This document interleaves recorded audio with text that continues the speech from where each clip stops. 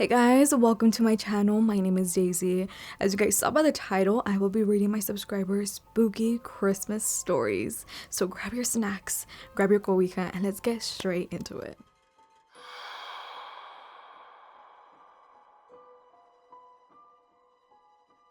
This is a story my dad told me once, and I will never forget it. It happened when he was young, back when my grandfather was still alive. It was late one evening, close to Christmas. The air was cold and the sun was setting as my dad and grandfather walked to an old cemetery. They were visiting my great-grandfather's grave to check on it, clear away leaves, and make sure everything was tidy. The cemetery was old, with crooked headstones and moss covering many of the names. As they walked through the iron gates, my dad said he felt uneasy, like something was watching them. He told himself it was just the cold and the shadows playing tricks on him. When they reached my great-grandfather's grave, they began cleaning it up. My grandfather was brushing dirt off the headstone when they heard a strange sound. "What's that?" my dad asked. My grandfather paused and listened. The sound grew louder, a deep, heavy snoring, like someone fast asleep. "Who could be sleeping here?" my grandfather whispered, glancing around the cemetery, but there was no one in sight. The sound didn't stop. It echoed through the graveyard, growing louder and clearer as they listened. My dad's skin crawled when he realized the sound wasn't coming from the trees or the paths. It was coming from beneath the ground. My dad pointed to an old sunken grave nearby. The snoring grew louder, unmistakably coming from that spot. They wanted to leave immediately, but before they could move, the sound stopped. The graveyard fell silent. Without a word, they hurried out of the cemetery. The next morning, my grandfather went to a priest and told him what had happened. The priest listened carefully and explained that the man in that grave had been murdered. His death was violent and unjust, and his soul hadn't moved on. The priest told them that the snoring could be heard every single night. The man's soul didn't want to rest. I think this story is terrifying, especially knowing it's real. There is nothing scarier than visiting a loved one's grave and encountering something so eerie and unexplained.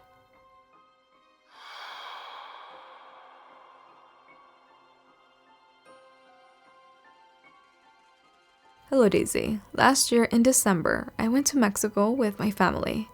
One night, my cousin and I were outside with our friends. We were just sitting down when all of a sudden, we heard a horse running towards us. It was dark outside, so my cousin pulled out her phone to shine a light.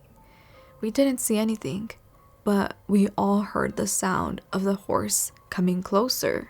A day or two later, we found out that 2 people from the area had passed away on the same night we heard the horse.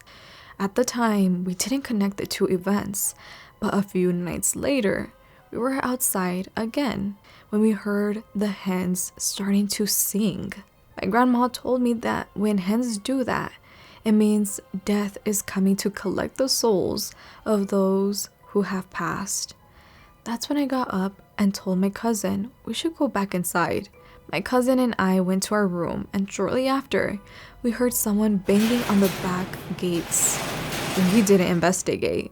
We just got into bed and laid there in silence. Later that night, when we were all in a deep sleep, I suddenly woke up to the sound of a cat. I couldn't see it because I was facing the wall, but I could hear its footsteps. They sounded heavy, and the cat wasn't just meowing. It was crying, almost like a person. I got chills, and the room felt cold. I didn't dare to turn around. I stayed facing the wall, eventually falling back asleep. When I woke up the next morning, everything felt normal again, like nothing had happened.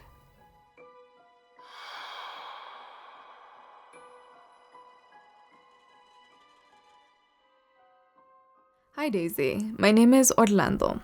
I wanted to share a story about my mom's experience back in 2002.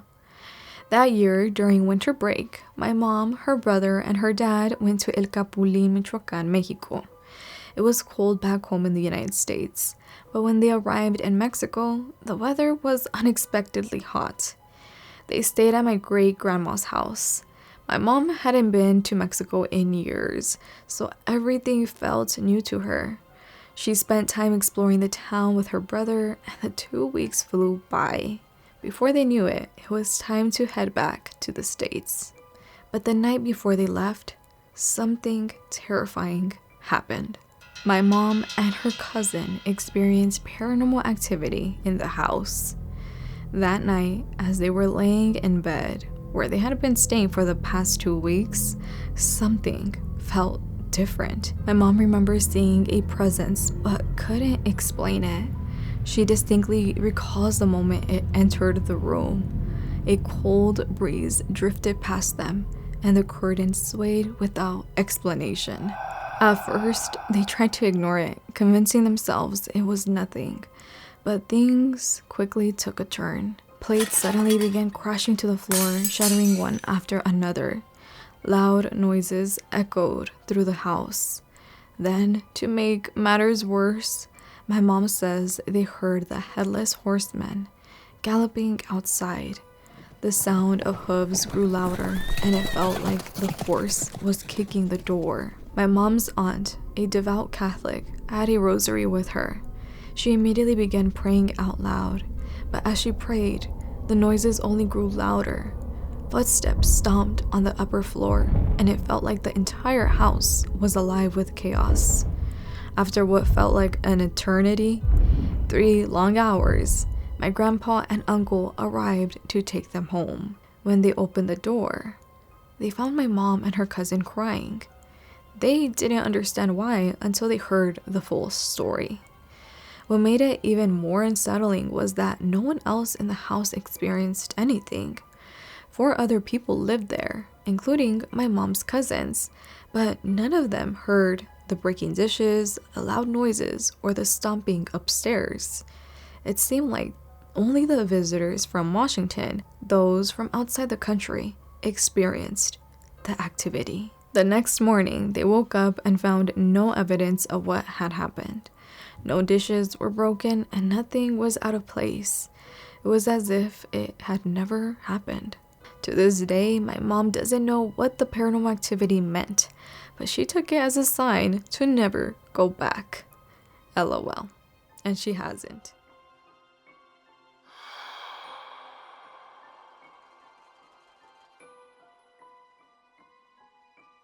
Hi Daisy.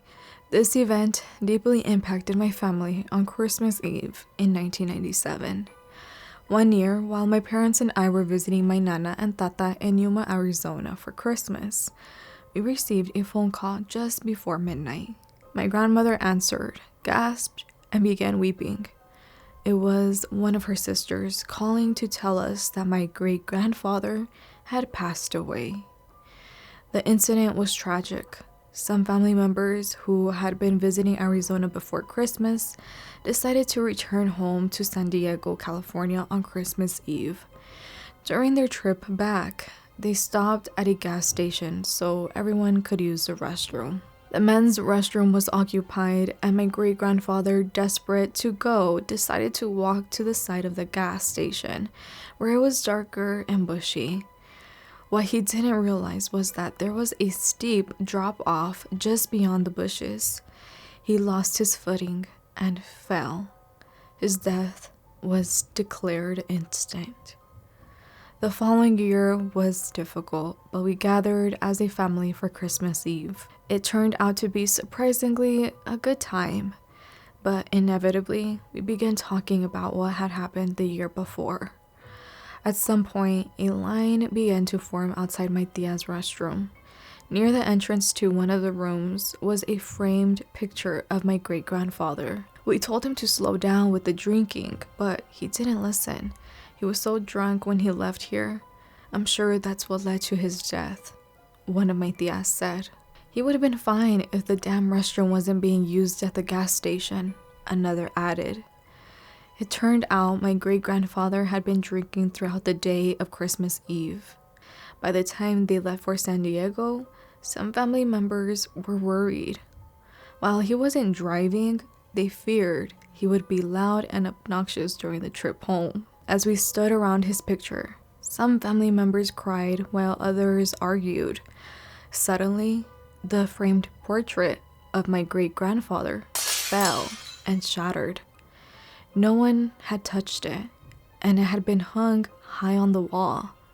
To make things even stranger, a large black widow spider was found behind the frame. Silence filled the room until one of my tias quickly picked up the broken picture frame and warned everyone to watch for shattered glass. There was something eerie about the way the picture fell, but we all left the room and tried to lighten the mood afterward. I'm not saying my great-grandfather was a bad man. This event simply spooked us, and it's something that has stayed with me ever since.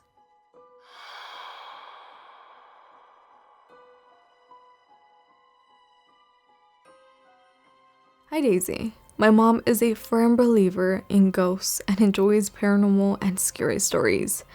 But one thing she absolutely won't tolerate is the word Ouija board in our house. Why? Because when she was young, she and my uncles played with an Ouija board and had a very bad experience. Naturally, this made my sister and me very curious about playing with one. So one day, when we were home alone, we made an Ouija board out of cardboard. We didn't really think it would work, but we tried anyway. Nothing happened, so we destroyed it and went on with our day. Weeks later, the house felt calm and everything was going well, to the point that we completely forgot about the Ouija board. Until one night. My sister and I liked sleeping in the living room during Christmas time so we could watch TV and stay near the Christmas tree. I randomly woke up in the middle of the night.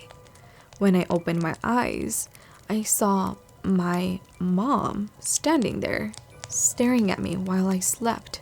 I felt a chill, but in a soft voice, I said, "Mami, ¿qué haces? Mom, what are you doing?" She didn't respond. As I looked at her face, something felt off. She didn't look real, but I was more tired than scared, so I just went back to sleep. A few days later, my sister told me she had the same exact experience. My blood went cold. I told her what I had seen, and we both immediately realized the reason behind it. That's when small things started happening. Whispers, doors closing, and other strange noises. But everything slowly began to escalate. One day, my sister and I were playing a game where we'd hide from each other until the other person found and scared them. I decided to hide behind the kitchen pantry. My sister started calling out, "¿Dónde estás?" Then she suddenly said, "Ay, ya te vi. Oh, I see you." I was confused because in order to see me, she would have had walked into the kitchen. I stepped out of my hiding spot to find her standing near her bedroom, staring at the slightly open door. When she saw me walk out of the kitchen, she immediately stopped smiling. She told me she had clearly seen me going behind our bedroom door and had been waiting for me to come out. When I told her I had been hiding in the kitchen the entire time, we both froze. We checked the house, but as expected, we were the only ones there. That wasn't the first time something or someone had imitated me. It was just the beginning. So that was it for today's video. Thank you to everyone that shared their spooky Christmas stories with all of us. And now we're able to get spooked even on Christmas. And it's all thanks to you guys. Los quiero. I hope you guys have an amazing time during these holidays. Have fun. Stay safe. Los quiero. And I hope to see you guys all in my next one. Bye.